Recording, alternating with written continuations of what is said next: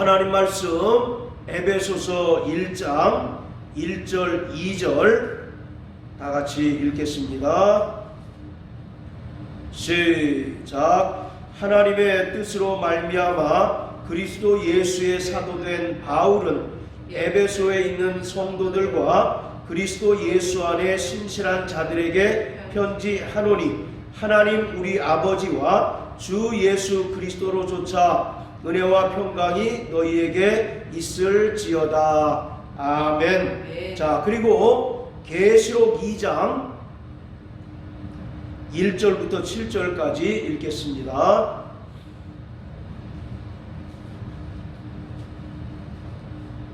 자, 같이 읽습니다. 시작. 에베소 교회의 사자에게 편지하기를 오른손에 7뼈를 붙잡고 7 금초대 사이에 다니시는 이가 가라사대 내가 내 행위와 수고와 내 인내를 알고 또 악한 자들을 용납지 아니한 것과 자칭 사도라 하되 아닌 자들을 시험하여 그 거짓된 것을 내가 드러낸 것과 또 내가 참고 내 이름을 위하여 견디고 게으르지 아니한 것을 아노라. 그러나 너를 책망할 것이 있나니 너의 처음 사랑을 버렸느니라. 그러므로 어디서 떨어진 것을 생각하고 회개하여 처음 행위를 가지라. 만일 그리하지 아니하고 회개치 아니하면 내가 내게 임하여 내 촛대를 그 자리에서 옮기리라. 오직 내게 이것이 있으니 내가 니골라당의 행위를 미워하는도다. 나도 이것을 미워하노라. 귀 있는 자는 성령이 교회들에게 하시는 말씀을 들을지어다. 이기는 그에게는 내가 하나님의 낙원에 있는 생명나무의 과실을 주어 먹게 하리라. 아멘. 지상에 세워진 교회는 주님의 몸입니다. 에베소서 1장 23절에 보면 교회는 그리스도의 몸이니 라고 말씀하고 있습니다. 본래 예수 그리스도는 창세전에 아버지 품속에 독생하셨습니다. 그래서 요한복음 1장 1절에 보면 태초에 말씀이 계시니라. 이 말씀이 하나님과 함께 계셨으니 이 말씀이 곧 하나님이시다라고 말씀합니다. 이와 같이 창세전에 아버지와 함께 계셨던 로고스가 말씀이 육신이 되어 이 땅에 오심으로써 하나님의 실존을 보여주셨습니다. 마찬가지로 예수가 이 땅에서 십자가에 달려 죽으시고 부활 승천하신 후에 약속하신 성령을 보내주심으로써 이 땅에 비로소 교회가 생겨나게 됐는데, 교회는 예수 그리스도의 신비로운 몸입니다. 말씀이 육신되어 이 땅에 예수가 오심으로써 하나님을 보여주시고 하나님 나라의 실체를 보여주셨듯이 성령이 이 땅에 임함으로 말미암아 이 땅에 비로소 그리스도의 몸된 교회가 생겨나게 됐습니다.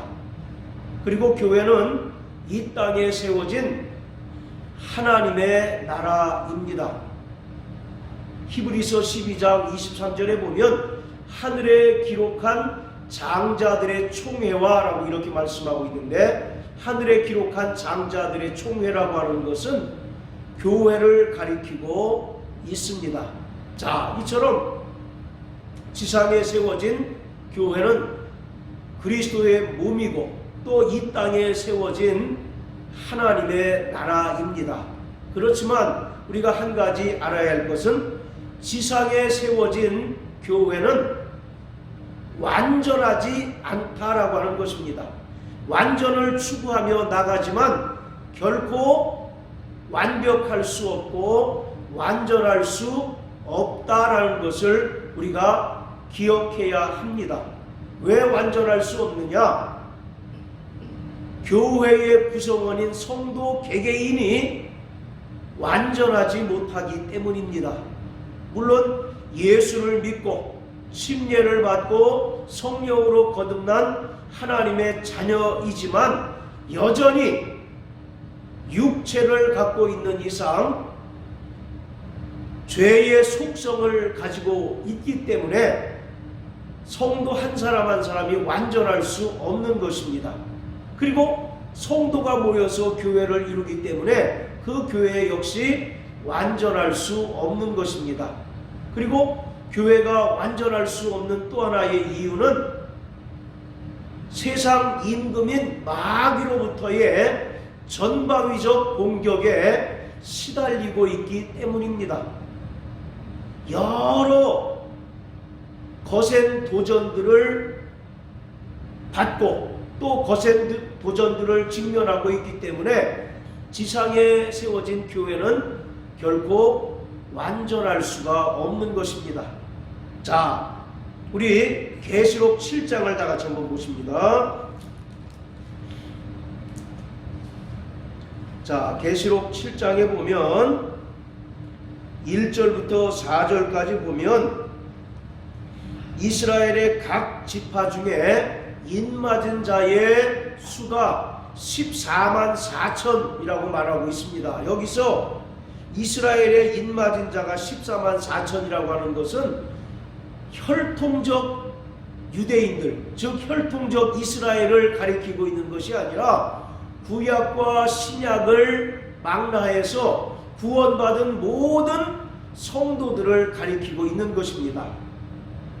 그리고 계시록 7장에 나오는 인맞은 14만 4천은 지상에 있는 교회, 지상에 있는 성도들을 가리키고 있는 것이에요. 그런데 3절에 보면 지상에 세워진 교회와 성도들에게 큰 환난과 핍박이 있다는 것을 우리가 알 수가 있습니다.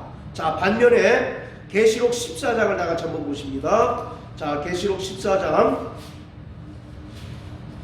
자, 우리 1절부터 5절까지 한번 다 같이 읽어보시겠습니다.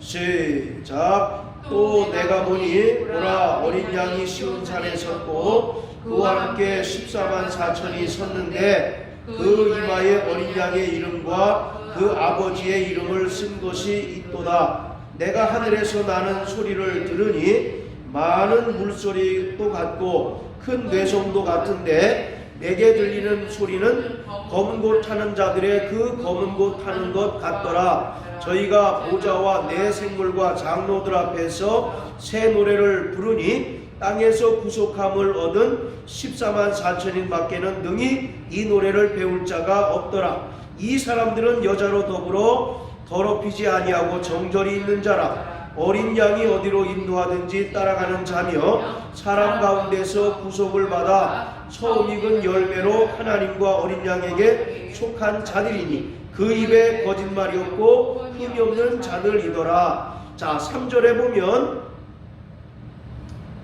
땅에서 구속함을 얻은 14만 4천인 밖에 능히 이 노래를 배울 자가 없다라고 말씀합니다. 자, 여기서 14만 4천이 나오고 우리가 아까 확인한 대로 계시록 7장에도 14만 4천이 나오는데 어떤 사람들은 7장에 나오는 14만 4천과 14장에 나오는 14만 4천이 서로 다른 존재다라고 이와 같이 이야기하는데 그렇지 않습니다. 바로 동일한 존재를 가리키고 있습니다. 다만 상황이 다를 뿐이에요. 바로 계시록 7장에 나오는 14만 4천은 이 지상에 있는 교회와 성도들로서 큰 환난과 핍박을 당하고 있는 자들을 설명하고 있습니다. 반면에 14장에 나오는 새 노래를 부르는 14만 4천은 이 땅에서의 모든 고난과 환난을 끝내고 천상에 완성된 교회를 보여주고 있는 것입니다. 그러니까 이 계시록은 아시아에 있는 7교회들에게 지금 현재 당하는 고난의 상황을 보여줌과 동시에 장차 있게 될 장래의 상황을 보여줌으로써 너희가 고난과 환난 가운데 있지만 끝까지 믿음으로 견디고 믿음의 정절을 지키면 그와 같이 천상의 아름다운 교회로 완성될 것이다 라고 하는 그런 메시지를 주고 있는 것입니다. 할렐루야. 아멘. 자, 다시 계시록 2장으로 돌아갔어요.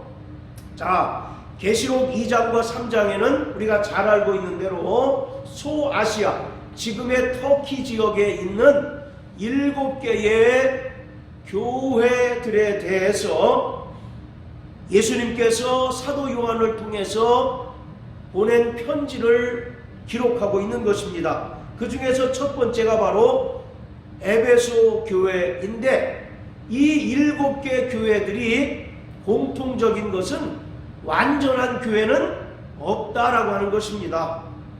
아까 말씀드린 것처럼 지상에 세워진 교회들은 교회 구성원인 성도들 자체가 완전한 존재가 아니기 때문에, 그리고 세상의 권세자들로부터 당하는 환난과 핍박으로 인하여 이 세상에는 완전함을 추구해 나가지만 결코 완전한 교회가 없다라고 하는 것입니다. 그렇기 때문에 예수님께서는 사도 요한을 통해서 에베소 교회에 편지함으로 인해서 에베소 교회가 부족하고 또 에베소 교회에 결여된 그러한 내용들을 권면하면서 이러이러한 것들을 바로 고치라고 말씀하고 있습니다.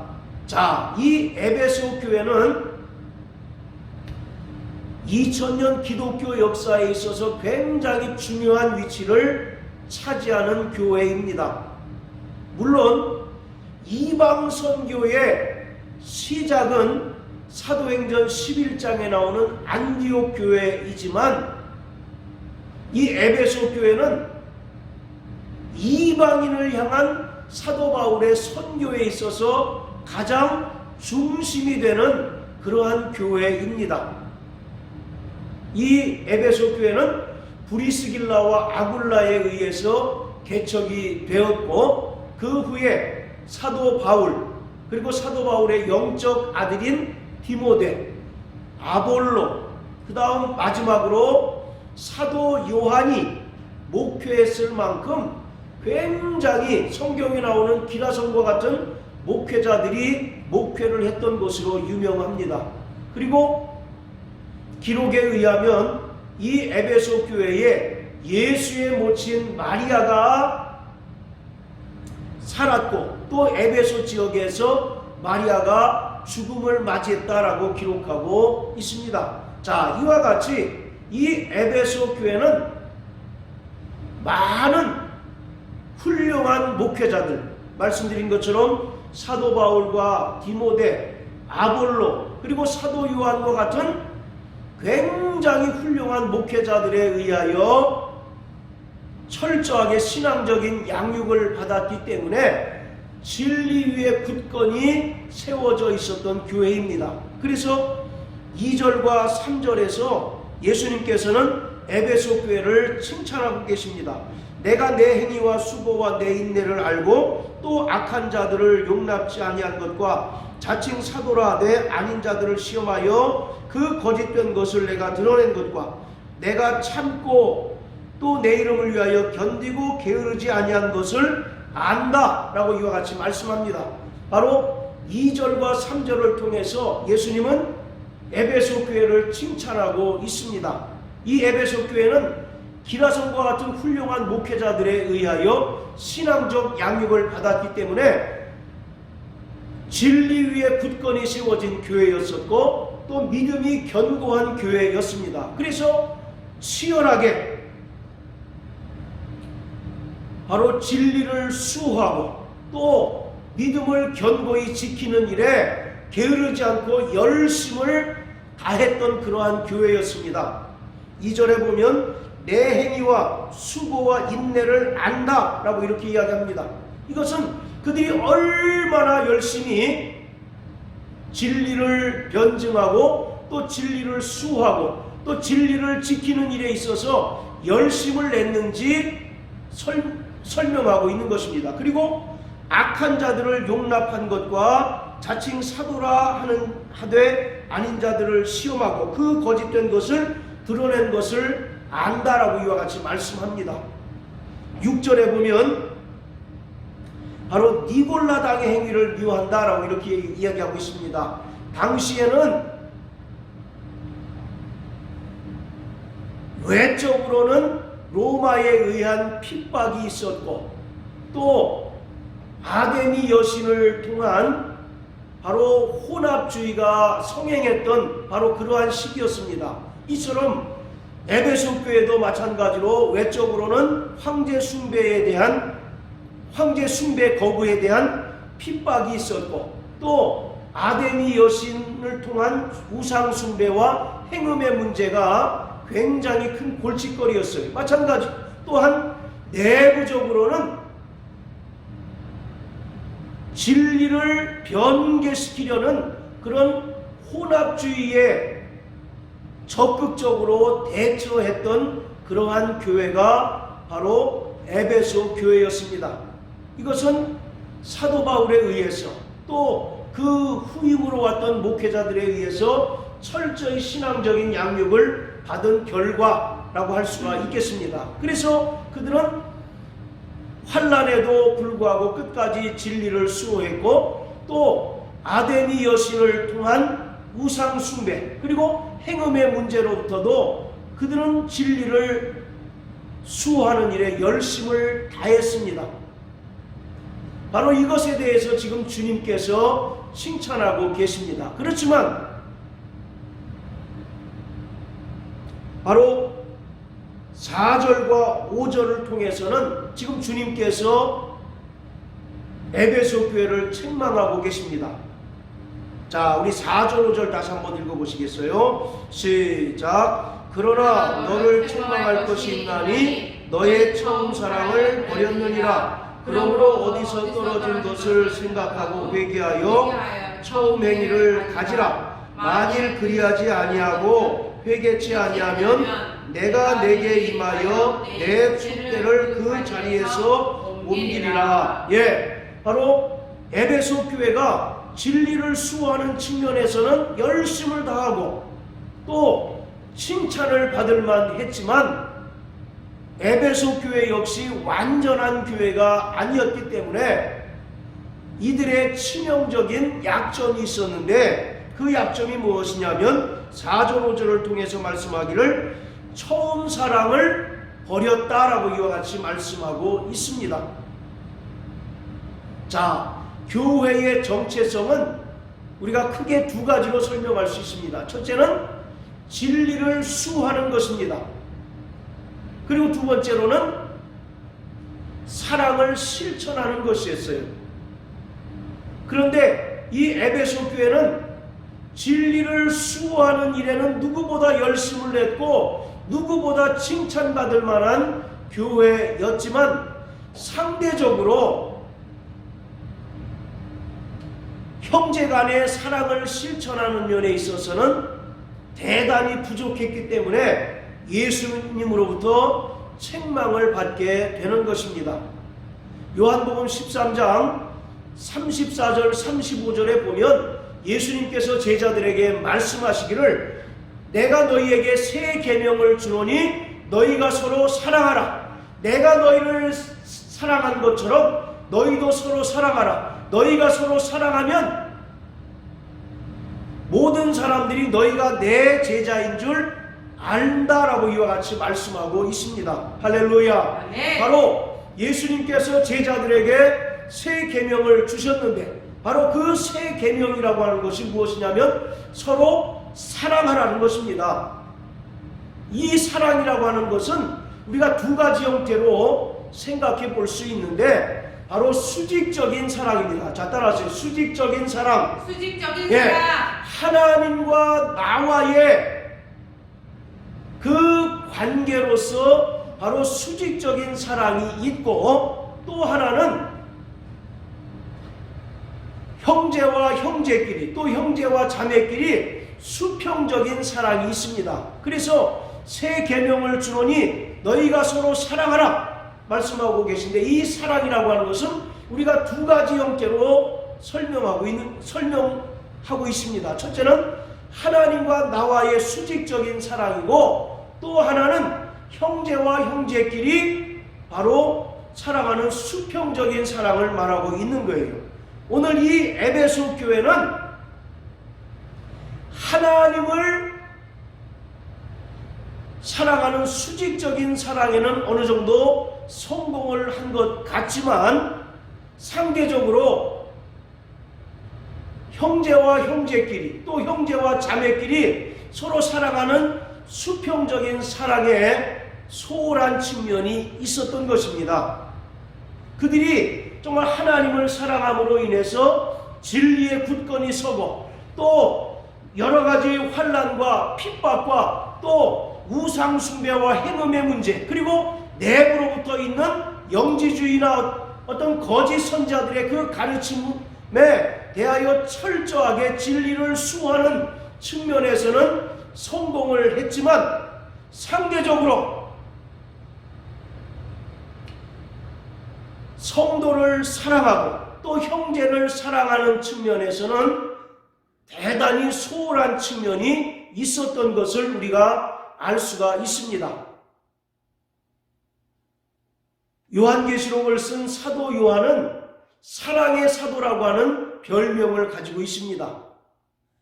그래서 유달리 사도 요한은 사랑을 강조하고 있습니다. 이 사랑은 말씀드린 것처럼 하나님과 나와의 수직적인 사랑 그리고 형제와 형제끼리 바로 수평적인 사랑을 말하고 있는데 이 에베소 교회는 진리를 굳건히 수호하고 또 믿음을 지키는 측면에서 하나님과 교회와의 수직적인 사랑에서는 성공한 측면이 있지만 그것에 너무 치중하다 보니까 또 진리를 수호하는 그런 측면이 있다 보니까 바로 형제와 형제를 사랑하는 그런 수평적인 사랑에 소홀했던 것입니다.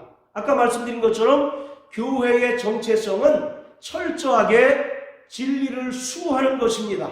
그리고 뿐만 아니라 사랑을 실천하는 것이에요.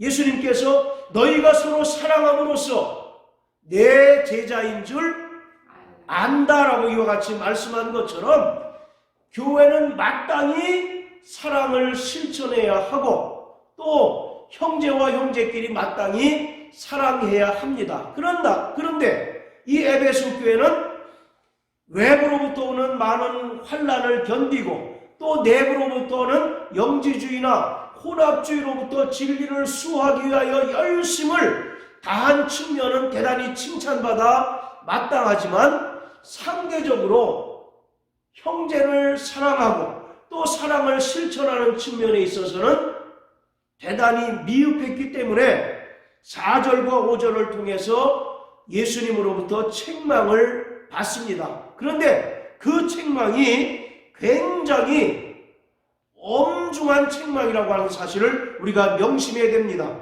5절에 보면 처음 행위를 가지라. 만일 그리하지 아니하고 회개치 아니하면 내가 내게 임하여 내 촛대를 그 자리에서 옮긴다라고 얘기합니다. 여기서 촛대라고 하는 것은 바로 교회를 이야기하고 있습니다. 자, 1장 20절 다 같이 한번 읽습니다. 시작. 내 본 것은 내 오른손에 7별의 비밀과 7 금촛대라. 7별은 7 교회의 사자요 7 촛대는 7 교회니라. 할렐루야. 아멘. 바로 촛대는 교회를 가리키고 있습니다. 그리고 마태복음 우리 5장 다 같이 보세요. 마태복음 5장.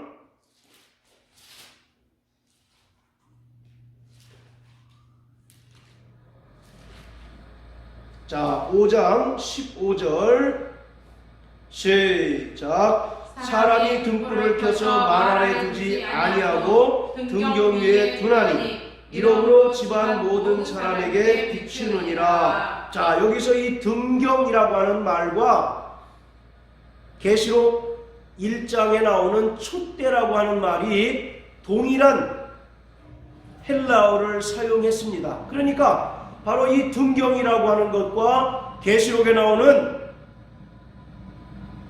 촛대라고 하는 것은 교회를 가리키고 있는 거예요.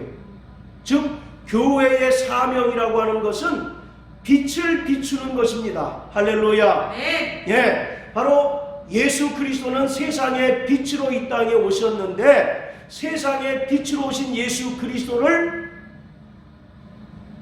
세상에 대하여 환하게 밝게 비추게 하는 그런 역할을 하는 것이 바로 교회인 것입니다. 그래서 교회가 바로 촛대라고 설명하고 있고, 또 마태복음 5장 15절에 보면 등경이라고 이와 같이 설명하고 있습니다. 이처럼 교회라고 하는 것은 진리의 빛을 세상에 비추는 사명을 하고 있는 것입니다. 그런데 지금 예수님께서 너희가 처음 행위를 회복하지 않으면 촛대를 옮기신다라고 이와 같이 말씀하고 있습니다. 즉 촛대를 옮긴다라고 하는 것은 교회를 향한 예수님의 엄한 심판을 말하고 있어요. 바로 촛대를 옮긴다라고 하는 것은 교회를 향한 예수님의 심판인데 더 이상 교회로서 인정하지 않겠다라는 얘기입니다. 교회는 바로 진리의 빛, 또 예수님의 사랑의 빛을 세상에 널리 비추는 그런 사명을 이제 가지고 있는데, 교회가 사랑의 빛을 잃어버리고 또 진리의 빛을 잃어버리게 되면 더 이상 교회로서의 그 사명을 감당할 수 없고, 결국 예수님께서는 그러한 교회를 더 이상 주님의 몸된 교회로 인정하지 않으시겠다라고 말씀하고 있는 것입니다. 그렇기 때문에 교회는 날마다 진리를 수호할 뿐만 아니라 세상을 향하여 예수님의 사랑의 빛을 비추고 또 사랑을 실천하는 일에 열심을 다해야 합니다. 할렐루야. 네. 바로 예수님께서 죄인된 우리를 사랑하셔서 친히 십자가에 달려 죽으심으로써 우리를 죄에서 구원하셨던 것처럼 우리도 마땅히 이웃을 사랑하고 또 마땅히 형제를 사랑해야 하는 것입니다. 그래서 교회는 바로 진리를 수호하기 위하여 열심을 다해야 될 뿐만 아니라 또 주님께서 우리에게 계명으로 주신 바로 서로 사랑하는 것을 반드시 실천하는 공동체가 되어야 한다는 것입니다. 만약에 어느 것 하나라도 온전히 감당하지 못하게 되면 예수님께서는 반드시 촛대를 옮기신다라고 말씀하고 계셔요. 그렇기 때문에 교회는 날마다 이 하나님의 말씀에 비춰봐서 자신의 영적인 상태를 점검해야 합니다. 그리고 날마다 돌이켜 회개하는 공동체, 또 회개하는 성도가 되어야 하는 것입니다. 서두에 말씀드린 것처럼 이 지상에 세워진 교회는 여러 가지 이유들로 인해서 완벽한 공동체가 아니고 완전한 존재가 아니기 때문에 날마다 하나님께서 우리에게 계시로 주신 이 하나님의 말씀을 통해서 교회의 영적 상태를 돌아봐야 하고 또 성도의 영적인 상태를 돌아봐야 할 뿐만 아니라 날마다 돌이켜 회개함으로 인해서 교회가 감당해야 할 그 사명을 온전히 감당하지 못하는 부분이 있는지 날마다 돌이켜서 그 사명을 감당하는 교회가 될 때 주님으로부터 칭찬을 들을 뿐만 아니라 바로 하나님의 신령한 복과 은혜가 충만하고 또 이 세상에 더욱더 왕성하게 진리와 또 예수 그리스도께서 우리에게 보여주신 그 사랑을 실천하는 좀 더 완벽하고 하나님의 뜻을 이루는 그러한 교회가 될 수 있는 것입니다. 할렐루야. 그렇기 때문에 바로 우리 모든 성도들은 정말 교회를 사랑하는 자가 되어야 하는 것입니다. 바로 교회를 사랑하는 것이 주님을 사랑하는 것입니다. 우리는 입술로 예수님 사랑한다라고 고백합니다. 그러나 한번 생각해 보세요. 바로 어떻게 하는 것이 예수님을 사랑하는 것입니까? 주님의 몸된 교회와 기쁨을 함께하고 또 주님의 몸된 교회와 슬픔을 나누는 것이 주님을 사랑하는 것입니다. 마태복음 25장에 보면 예수님께서 영광 중에 재림하셔서 양과 염소를 나누시고 또 그들을 심판하시는 장면이 나옵니다. 바로 양들은 누굽니까? 바로 정말 지극히 작은 자에게 바로 정말 헌신하고 지극히 작은 자를 섬긴 자가 바로 오른편에 있는 양들입니다. 여기서 이 지극히 작은 자라고 하는 것은 바로 주님의 몸된 교회인 것입니다. 할렐루야. 그렇기 때문에 성도들은 바로 정말 입술로만 예수님 사랑한다라고 고백할 것이 아니라 바로 이 땅에 성령으로 말미암아 세워진 주님의 몸된 교회와 아픔을 함께 나누고 또 슬픔을 함께 나눌 뿐만 아니라 기쁨을 함께 나누는 그런 동고동락하는 공동체가 되는 것이 진정으로 주님을 사랑하는 것입니다. 할렐루야. 그리고 지난주에도 말씀드렸던 것처럼 절대적으로 교회의 권위에 순종하고 또 교회가 나가는 그 방향에 순종하고 헌신하는 것, 그것이 바로 주님을 사랑하는 것입니다. 사람들은 교회의 권위에 순종하라고 그랬더니 마치 교회 목사에게 순종해야 된다라고 이와 같이 오해합니다. 교회의 머리는 예수님입니다. 예수님의 그 권위 앞에 순종하라는 것입니다. 목사도 예수님의 권위 앞에 순종해서 맡겨진 그 사역을 감당해야 할 자일 뿐만 아니라 모든 성도들도 목사에게 순종하는 것이 아니라 목사의 권위에 굴복하는 것이 아니라 교회의 머리이신 예수의 권위 앞에 순종할 때 바로 참된 성도가 되는 것입니다. 자, 따라하세요. 네. 나 영혼아, 주님의 몸된 교회를 사랑하자. 주님의 몸된 교회를 사랑하자. 바로 정말 주님의 몸된 교회의 연약함을 내가 채우고 주님의 몸된 교회의 부족한 것을 내가 보충하는 것이 진정으로 주님을 사랑하는 것이고 또 보다 더 완벽한 그리스도의 몸으로서 공동체를 이루는 것이라는 사실을 깨달으셔서 날마다 교회를 위하여 기도하고 또 교회의 권위 앞에 순종하는 저와 여러분들 되시기를 주의 이름으로 축원합니다. 아멘. 할렐루야.